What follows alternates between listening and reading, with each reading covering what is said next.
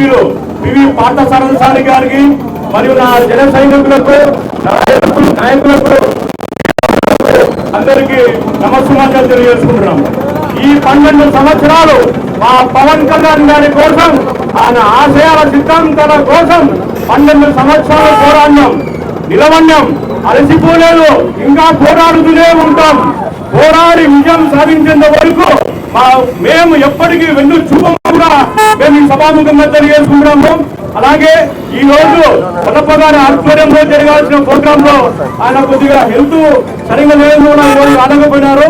కానీ ఈ రోజు ఇక్కడ ఇంద్రానగర్ లో ఆదోని పట్టణంలో మొట్టమొదటిసారిగా ఇంద్రానగర్ గడ్డ పైన జనసేన జెండా ఎగరేసినాము. ఈ సభాముఖంగా నేను రాకేష్ కూడా ప్రత్యేకంగా అభినందిస్తున్నాను. ఎందుకంటే 2 రోజులు రెవెన్యూ మాత్రమే ఇక్కడ ఉంది. ఆ 2 రోజుల్లోనే మేము జెండా కట్టడం జరిగింది. మొత్తం అంతా ప్రోగ్రామ్ అంతా అరేంజ్ చేయడం జరిగింది.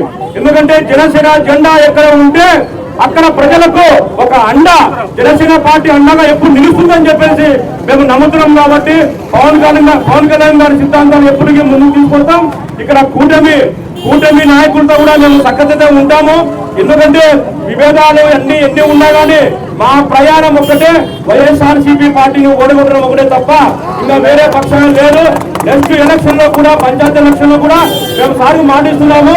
ఖచ్చితంగా మేము ఎవరైతే అభ్యర్థులు నిలబడతారో వారి కోసం ఏ పార్టీ అయినా సరే కూటమి అభ్యర్థి కోసం మేము గెలుపు తీసుకెళ్తామని చెప్పేసి కూడా ఈ సభాముఖంగా తెలియజేసుకుంటూ నాకు ఈ అవకాశం ఇచ్చిన అందరికీ ధన్యవాదాలు తెలియజేసుకుంటున్నాను. జై జనసేన. పవన్ కళ్యాణ్ గారి నాయకత్వం, కొల్లప్ప గారి నాయకత్వం. జై జనసేన.